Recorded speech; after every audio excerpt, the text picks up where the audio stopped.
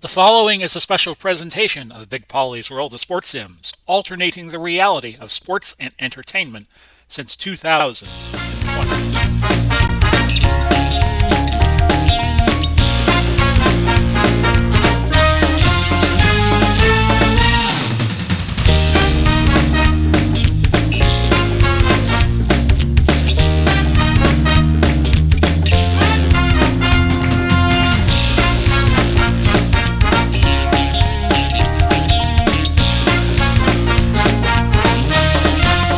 Hello, everybody, and welcome to our brand new endeavor here on the Big Polly's World of Sports Sim channel, HTBL Season 1.1, we're going to call this.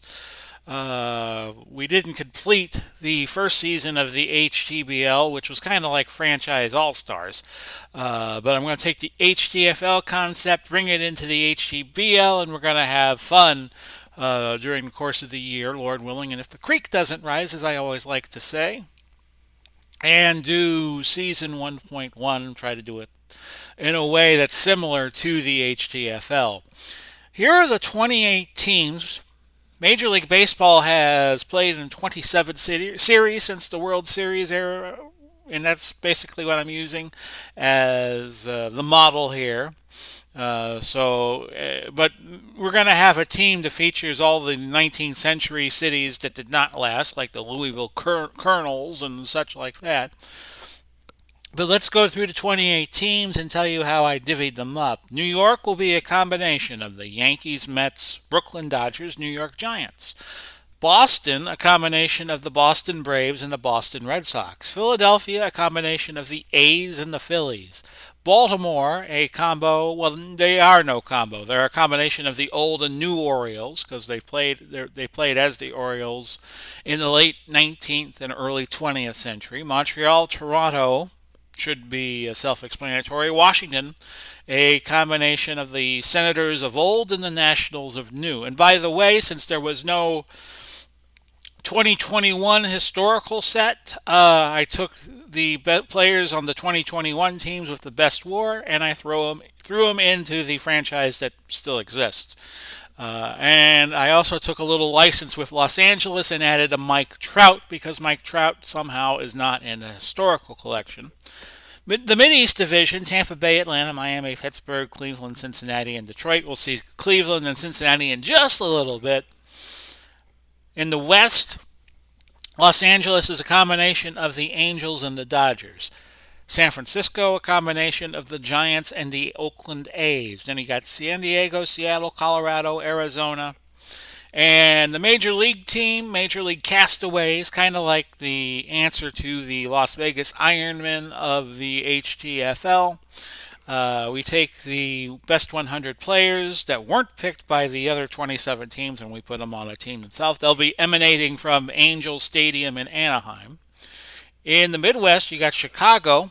They'll be called the Cubs. They'll play out of Wrigley. They're a combination of the Cubs and the White Sox. Milwaukee is a combination of the Braves when they played in great city of Wisconsin, and the current day Brewers. Minnesota, the Twins. St. Louis, a combination of the Browns and the Cardinals. Kansas City, the Royals and the A's. There'll be some A's on there. By the way, Seattle is a combination. There could be Seattle Pilots on the Seattle franchise. I forgot to point that out. Then you got Houston and you got Texas. So I will play as Cincinnati. I will play as the home team, but I have to set both lineups, and I let the computer generate that. There are no roster limits in the HTBL. We take that from the HTFL. We let everybody play that can. So it'll make for some interesting games. But I use the computer to set the lineups for both teams, and then once the game starts, I will let the computer control Cleveland, the away team. So we're going to try it this way because it wasn't working when I tried to let the computer set up Cleveland. It puts pitchers in at third base if I let it set up that way. So I'm going to let the computer set up. Well, this is going to be a problem too. Okay. Actually, no. It worked out fine. Okay. Well, that'll work. Well done. Okay, and I'll get a couple of warnings. Both teams must select a starting pitcher. Well, let me get to the Reds, and I will do so. View opponent. Maybe if I hit view opponent, that'll work. Ah! Continue over the limit. Okay. And yeah, Bob Ewing is a right-handed pitcher. So I got righties in against righties. Okay, everything should be good. Yes, Cleveland's over the limit, I know. Pitching for Cincinnati, Bob Ewing. Leading off for Cleveland, left fielder, Jesse Burkett. So we found a way to get the best on both teams on. And I'm going to go up here to options, preferences, and I'm going to let the computer control Cleveland.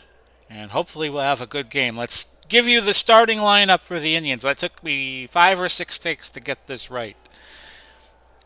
Burkett in left field leads off. Childs is at second base. He bats second. Tris Speaker is the number 3 hitter. Hal Trotsky in first base, bats fourth. Romano is the catcher, batting fifth. Smith is in right field, batting sixth. Vizquel at shortstop, bats seventh. Ken Keltner is at third base, batting eighth. Feller is the pitcher. He bats ninth. Defensively for Cincinnati, and we let the pitchers hit, because we got a lot of players we could use. Dunn, a 5 and a 6, he is in left. Pinson, an 8 and a 7 at center. Goodman, a 6. And what is his arm? It always cuts off the arm rating. His arm is a 6. He is in right. Heine Groh is at third. He could also play second. Barry Larkin, a 7. Groh is a 7, by the way. Joe Morgan, a 9 at second base. Ted Kluszewski is a 7 at first. Ewing is the pitcher.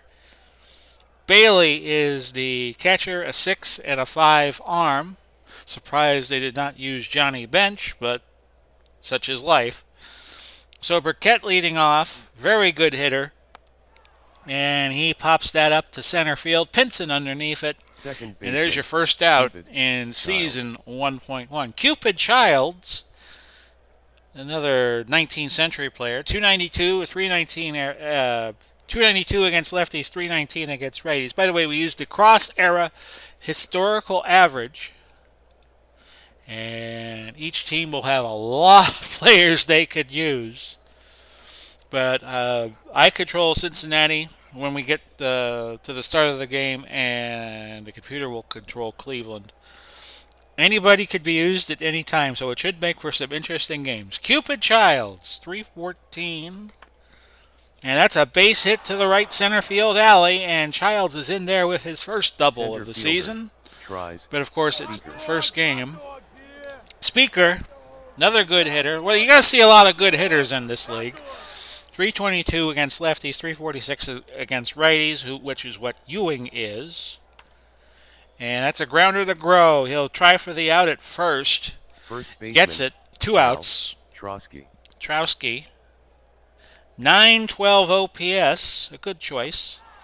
And that's skied to left field. Will stay in the park at will. Dunn with the putout. Pitching for Cleveland, Bob Feller. And Cleveland out in the first inning. Cincinnati, second baseman, Joe Morgan. Bob Feller chosen as the best Cleveland starting pitcher of all time. And his whip is 1.166, but his opposing batting average is 196. Let's give you the lineup for Cincinnati. Morgan at second base will bat first. Pinson at center bats second. Larkin at short bats third. Dunn left field bats fourth. Kluszewski is at first base batting fifth. Goodman in right batting sixth. Groh at third base batting seventh. Bailey, he is the catcher, and Ewing is in the 9-hole pitching. Already up to 16 pitches. His expected pitch count, 135. Jesse Burkett is in left, a 5 and a 5 arm. Tris Speaker, a 9 and a 9. He is in center. Smith, a 5 and a 5. He is your right fielder today. Keltner, a 9 at third. Famously robbed and ended Joe DiMaggio's hitting streak of 56 games with some spectacular plays in 1941. Vizquel is a 9. He is a shortstop. Childs a 7 at second. Trotsky at first base is a 5. Romano a 6 and a 5 arm behind the dish. Feller is your pitcher. One of the first real power pitchers. Well, I'd say Walter Johnson's probably before him. Morgan is a 10 bunter, and the corners are in, but I'm just going to play it straight. And this is hit well, but Speaker is there for the first out. Pinson. Bringing up Veda Pinson. And we could always bring Johnny Bench in the pinch hit. I'll control the Cincinnati strategy, and the computer will control Cleveland's, but I let the computer generate the lineups, and I let the computer control everything. I tried to be a passenger on this. Pinson, 308. Is his representation here. 22 homers, 88 RBIs, 866. I think what the historical disc does, the historical set, is they take the average of a player's best season. Feller winds, the pitch, hit to right, Smith there for the second out. Barry Larkin. Barry Larkin, 310, 1772. His OPS is 871.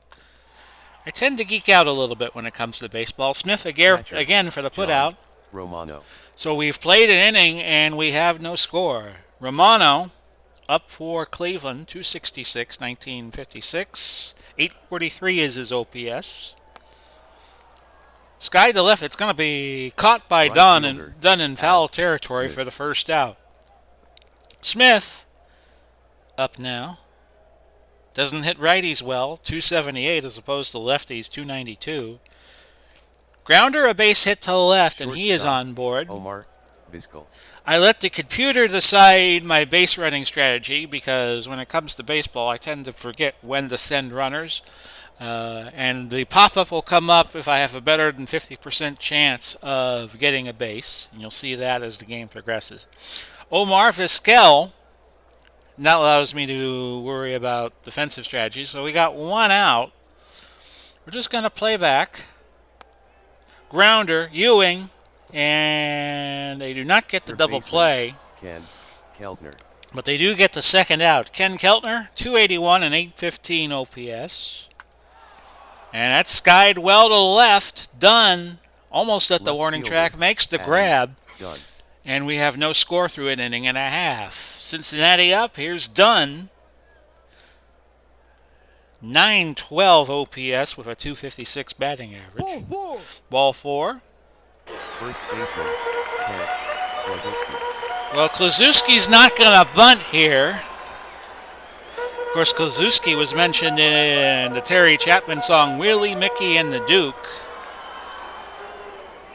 He's a 7 hit and runner, and actually Dunn has a good percentage. I'm going to try the hit and run here. Runner going. And this is going to be pot foul, and Romano cannot get to it. Count is 0-2. And that's a base hit to right field. Will Dunn go for the extra base? He will not. Goodman. Ivel Goodman, 292. His OPS 851. He's another old school player. Feller in a little bit of trouble here in the second. Nobody out and runners at first and second. Grounder to Childs, over to Trotsky. He gets the out at first base. So advantage Cincinnati here as Heine Groves steps up to the plate. 292. 750 OPS. And that gets away from Romano. A run's going to score in the favor of Dunn. And we have our first run in HTBL season 1.1. And appropriately enough, it is one run. So the count 1-2, grow back at it. Ball 4. And that's going to put runners at the corners. Ed Bailey, your catcher. 261 with a 794 ERA. Here's your pitch. Popped up, which is going to put Speaker to work. He catches it. Will they send Klaczewski? They do. He scores. Bob Ewing. And it's 2-0. The pitcher is hitting. And I'll get a warning message here. Yes, I want my pitcher to hit because I want to try to keep him in the game as long as possible. I imagine with the cross-era historical average being what we use, we'll see a lot of pitchers go to distance, and I'm fine with that. That's how it used to be done back in the day. Pitchers were expected to go 9, starting pitchers were. Ewing is 180. His batting average 180. Hits lefties a little better, 185. Grounder to the shortstop Vizquel, an easy throw over the second, Pitcher, and Bob Feller. Cincinnati gets 2 runs to take a 2-0 lead as we go to the third. Bob Feller up at the plate. 151 average has he. Try to do things the traditional way, with the exception of the roster limits. But Action PC Baseball doesn't usually handle rosters very well, especially with the historical set, so I'm just going to let everybody play. Foul ball there, and the count is 0-2 with nobody out. Ewing to Feller. And there's strike 3 called. First K of the game for Ewing, who pitched 247 innings based on this average, and he only had 107 Ks. His whip is pretty good at 1.088, and opponents hit 232 against him. Burkett now up. He is 0 for 1. We let the PA announcer introduce everybody their first time up, and Burkett safe at first. Larkin might have been a little slow with the throw. Burkett, a very good runner, has a 71% chance of stealing second base. Child's up. He's 1 for 1. Ball 4, and now Cleveland's got something going in the third. First and second with 1 out for Trist Speaker. You got 2 very good base runners here. Speaker hits it to right. Goodman with the putout. Will they send the runners? They send Burkett over to third. And there's now 2 outs for Hal Trusky, who is 0 for 1 on the day. 305 hitter, 912 is his OPS. And a strikeout. Second K for Ewing, and Cleveland gets out of the third inning with nothing to show for it. We head to the bottom of the third. It's 2-0 in favor of Cincinnati. I see that 1 in the hit column. 0-3-0 for Cleveland, 2-1-0 for Cincinnati as we go to the bottom of the third. Here's Joe Morgan leading off. He gets on. He's a very good base runner. Now let the computer decide whether or not you want to send him here. Pinson 0 for 1 to start the day. He goes. Safe is the call, and Joe Morgan has his first stolen base. Tomorrow, we will do another opening day game. It'll be the Major League Castaways at Kansas City. Pinson is 0 for 1. I mentioned that already, I know. Feller to Trosky as the grounder came right back to Bob, and there is 1 out. Barry Larkin, 0 for 1. He's your shortstop for the Natty. And that's a K. Feller gets his first K. Feller was known as more of a strikeout artist in an era where that wasn't very common. In this average representation for Feller, he has a 284 batting average. His whip, like I was saying earlier, a little high at 1.166, and opponents hit 196 off of him. So a runner at second for Adam Dunn. We have 2 outs in the Cincinnati third. Vizquel, did he get it in time? No, he did not. And Morgan comes in. Some heads-up base running by Joe Morgan. They catch Cleveland napping, and it's 3-0. Ted Kluszewski is 1 for 1 so far today. And that's hit well, but right to Childs. A line drive for the last out of the inning, but Cincinnati picking up a run. And they lead Cleveland 3-0 as we head to the fourth. Ewing has 43 pitches under his belt. He's on a pace to pitch a complete game. By the way, the weather in Cincinnati this March 29th, we started the season last Tuesday of March, 57 degrees, clear, and the wind coming in from left field at 11 miles an hour. Rubano is 0 for 1. Most of the games will be played at night, with the exceptions of the games we will do, which will be during the day. And then for Super Bowl weekend, as I may have mentioned, I've done so many takes getting this set up that I don't remember what I said when.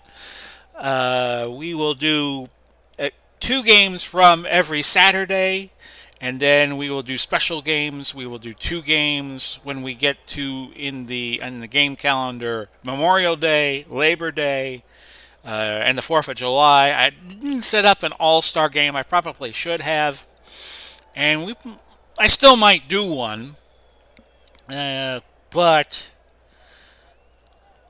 we're basically gonna do all the Saturdays through the season. We will do the last day of the season too, and then we'll do all the playoff games. Because my HTFL project should be ending in June. Al Smith up, he's in right field. The number 6 hitter for Cleveland, and that is hit to the right field. Goodman with the putout, 1 gone. Each team has batted around, of course. Second time through for everybody. Vizquel is 0 for 1. Grow, can he get Vizquel at first? He can, and there's 2 outs. 5-3 on the putout there. Oh, we're now in the bottom of the 4th. Okay. So it's still 3-0. Cleveland didn't get anything in the 4th inning. Goodman hits it to left center. Burkett going back. Makes the play at the warning track. 1 out. Grow hasn't had an official at bat yet. He walked last time he was up. Base hit, right field. Gets by Smith, and Grow's going to go for 3. He's in there, a triple. First of the season for Heine. Ed Bailey, the 8 hitter, coming up. He also has not had a plate appearance. Infield playing in normally. They're not suspecting Ed Bailey will bunt. And that's a strikeout. And now you're down to Bob Ewing for Cincinnati. He is 0 for 1 so far on the day. 3-0. I really don't feel the need to be froggy and send the runner home. Yes, I know my pitcher is about to hit. I want to keep him in.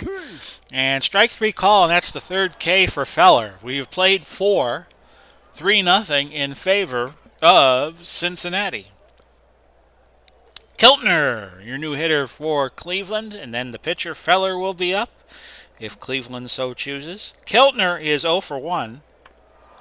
And this is skied to right field. Goodman there, and that's the first out.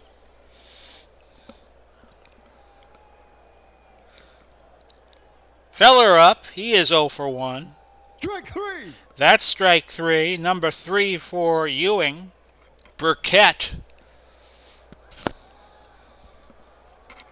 will go. He is 1 for 2. Grounder to right center field, a base hit, and Burkett in with a triple. He'll go for home. He is in there, inside the park home run for Jesse Burkett, and it is 3-1.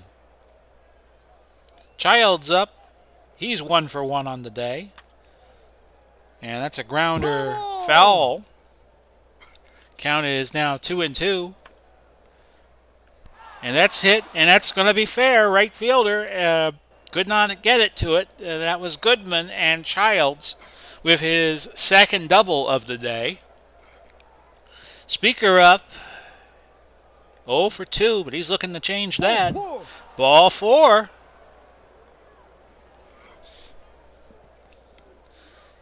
So Cleveland's got something going here in the 5th. They have an inside the park home run by Jesse Burkett. And now they're looking for more. Trotsky is 0 for 2. And this is skied well to right. Goodman making a great play in right field. And the side retired for Cleveland. But they pick up a run. And midway through the game, it is 3-1 in favor of Cincinnati. Joe Morgan up. He's 0 for 1 on the day. That is K number 4 for Bob Feller, though. Pinson 0 for 2. He's on with a walk. Feller now up to 99 pitches. Probably won't make it through the game, but we'll see. Barry Larkin 0 for 2. Pickoff move at first, but Pinson is back. Grounder, a base hit to right field, and everybody moves up a base. So it's Pinson at second, Larkin at first, and here's Adam Dunn. He is 1 for 1. Strike 3. And Feller picks up his 5th K. And it's Kluszewski now for Cincinnati, and he is the last hope for the Reds to get something in this bottom of the 5th. Ball 4. And Kluszewski's aboard. Goodman is up. He is 0 for 2.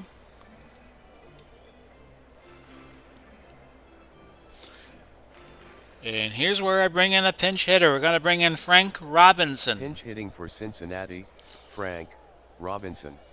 Give him a clutch situation here. 331 with a 1.033 OPS, so this might be a good move. Pitcher and catcher will confer. The pitch. Skied to right, but it's going to stay in the park, and Smith gets to it, side retired. So we go to the 6th inning, and it's 3-1 in favor of Cincinnati. The Reds over the Indians. Romano leading off. He is 0 for 2 on the day. Oh, I'm going to put Robinson in at right field. He's a 5 and a 5 arm. Oh, I have Floyd Robinson in. Oh, Frank Robinson. I'm sorry, folks. So Romano leading off the 6th. Ball 4. And Cincinnati getting a little extra batting-wise. So Romano on board with the walk. That is walk number 3 for Bob Ewing. And we go to Al Smith. Grounder. Larkin to Morgan. Oh, fine 6-4-3 double play, but we have an injury. Morgan is injured, but it will remain in the game. Okay. Vizquel, 2 outs in the 6th. Trying to get something going. That's a 2-out base hit to right. So Vizquel aboard. And that brings up Ken Keltner, who is 0 for 2 so far. Hit well to left center. Done. We have to put out at the warning track. So the side retired for Cleveland. And Cincinnati bats in the bottom of the 6th, leading 3-1. Heine Grow Up. He is 1 for 1 on the day. Strike 3. And that's a K, number 6.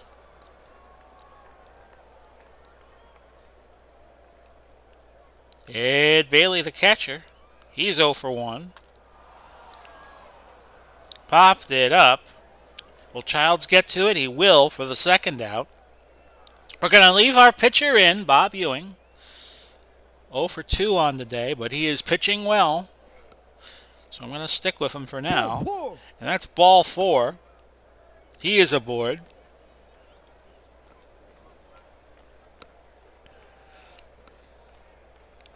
Morgan up. He is 0 for 2 on the day. Ball 4. And that's a walk.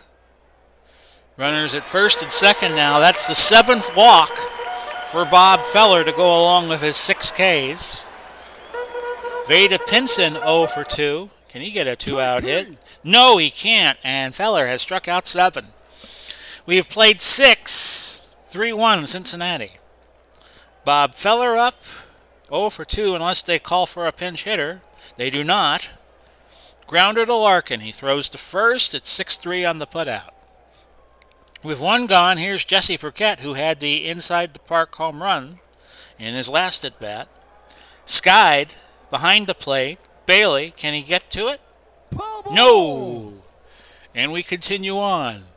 3-2 the count, I should say, to Burkett with 1 out. Skied to center. Pinson bounces off the wall behind him, and Burkett has another inside-the-park home run. And it's 3-2. He's been all the offense so far for Cleveland. Cupid Childs, 2 for 2. And this is skied to center. And Pinson, covering a lot of ground, makes the catch in right center field, right in front of the wall at the warning track. Speaker is 0 for 2. Grounder, left field, done! Catches the line drive. And it's 7th inning stretch time. Enjoy the music. I'll be right back.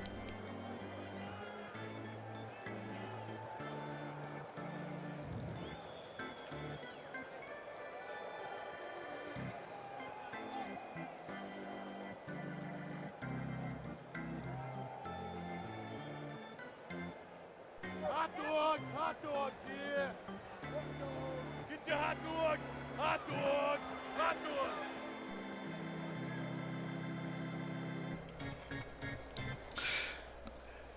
And we're back after that beautiful 7th inning stretch. Barry Larkin leading off this 7th inning for Cincinnati. They now have a 3-2 lead over Cleveland. Jesse Burkett with 2 inside the park home runs. When's the last time outside of Little League have you seen that?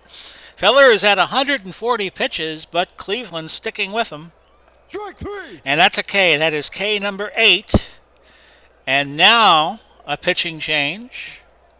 Pitching for Cleveland, Tom Waddell. Tom Waddell with a 1.171 whip comes in the game. Opponents hit 222 off of him. 8-5, no saves, 105 innings pitched. And by the way, we do have usage limits. We have 110% usage limits in the HTBL. But they do not carry over into the playoffs when we get to them. Dunn, 1 for 2. Strike 3. He struck out. First K for Waddell, who has, according to this composite, 56 Ks and 105 innings pitched. The clue is 1 for 2. Skies at the left. Burkett makes the play at the warning track. Side retired. We go to the 8th. It's 3-2. Reds over the Indians in this all-Ohio battle that you can see here in the HTBL. There are no American or National Leagues here. It's just all geography. Trotsky 0 for 3.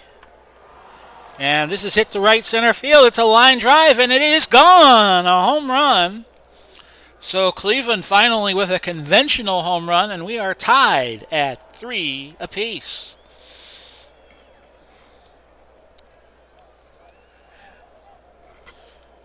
Looking at the lineup, might be all for Ewing, despite the fact that he still has plenty of pitches before he fatigues. We're going to bring in Scott Williamson, 344, 4-4 record, 55 innings pitched. He can go 75 pitches. A bit of a power pitcher with a 64 Ks and 55 innings pitched. His whip a little high at 1.273. So we'll give up a few walks. Romano 0 for 2. So both teams bringing in the relievers, and Romano finally getting a base knock. Pinch runner Easterly coming in. Runner at first. So Easterly, the pinch runner. We'll see a lot of that as the game transpires. We have a 3-3 tie. Smith 1 for 3. Skied to center. Let's see if Benson can get to it. He does. And Easterly holds it first. Vizquel 1 for 3. Runner going. He's safe. And Easterly has his first stolen base of the year. Vizquel still at the plate, 1 for 3. We have an 0-1 count with 1 out. Foul territory, it appears. Can Groh get to this? He can, and that's the second out. Ken Keltner is 0 for 3. Sky to left field. Dunn making the grab. So we'll see if there's anybody new in the lineup. Easterly is going to be the new catcher, a 6 and a 5 arm. And the 6, 7, 8 hitters scheduled to come up for Cincinnati, a pinch hitter if we get to the 9. Frank Robinson 0 for 1. He came into the game. That's a line drive homer to center. Robinson touches them all, and it's 4-3 in favor of the Reds. Heine Groh 1 for 2. And that's a base knock. for Groh, and he's 2 for 3. Johnny Bench is going to come in and pinch hit for Ed Bailey. Pinch hitting for Cincinnati, Johnny Bench. Bench 280 with an 847 OPS. Can hold 6 baseballs at once, or was it 7? Burkett Pitcher, Scott Williamson. catches his fly ball to left field. There is now 1 out.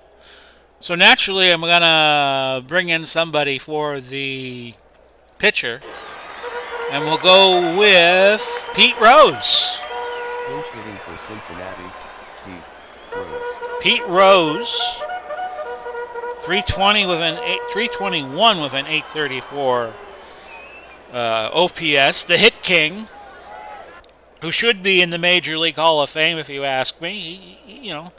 He bet on baseball. He committed. He did his sentence, and he should be allowed to be in the Hall of Fame before he leaves this mortal coil. Waddell will deal to Rose, and that's a base hit. Will Groh move to third? He will not. He's held at second. So now runners at first and second for Joe Morgan, who is 0 for 2. He's looking for a hit here. Ball 4. He'll take that. When the bases are full of Reds for Vada Pinson, who is 0 for 3. And that looks like a base hit. It is. Speaker held Rose at third base, so everybody moves up a base. A run scores, and it's 5 to 3. Larkin coming in. He is 1 for 4. This is hit very well to left, but Burkett makes the grab. Will they send Rose? They do. He scores. It's 6-3. Frank Funk, the new pitcher. Pitching for Cleveland, Frank Funk. 298, 60 and a thirds innings pitched, a whip of 1.227, and opponents hitting 232 off of him. Dunn, 1 for 3 on the day. We will leave him in. The pitch. Hit well to right. Smith makes the grab. Side retired. Frank Funk. And we're going to have some substitutions. We're going to put Bench in the game behind home plate. And your new pitcher, with the score 6 to 3, is going to be Rob Dibble, the nasty boy. 2.76 ERA, a whip of 1.133. Opponents hitting 195 off of him. Let's see if Dibble can get the save. They leave Funk in to hit, even though he's 0.91, unless... Pinch hitting for Cleveland, Bob Chance. There's your pinch hitter, Bob Pitching Chance. for Cincinnati, Rob Dibble. Chance, a 264 hitter. Hits righties better by a wide margin, 278. He hits lefties, 225. Top of the ninth, it's 6-3, 6-8-0 for Cincinnati, 3-9-0 for Cleveland. Cincinnati's left 10 runners on. Cleveland has left 8. Strike 3. And Chance looks at a strikeout. Burkett, 3 for 4 with the 2 inside the park home runs to his credit. Strike 3. He goes down. Dibble on a roll, back-to-back strikeouts. Can he strike out the side? Here's Cupid Childs. And that goes right to Joe Morgan. And as Marty Brenneman would say, this one belongs to the Reds. 6-3, your final. So let's show you the box score. Cincinnati winning the opening day game. 6 runs on 8 hits. Cleveland with 3 runs on 9. Your MVP will be Frank Robinson, who came into the game, I think it was in the 5th inning. And Robinson had a home run in favor of Billy Goodman, went 1 for 2, hit a home run. And his season off to a good start here in the HTBL.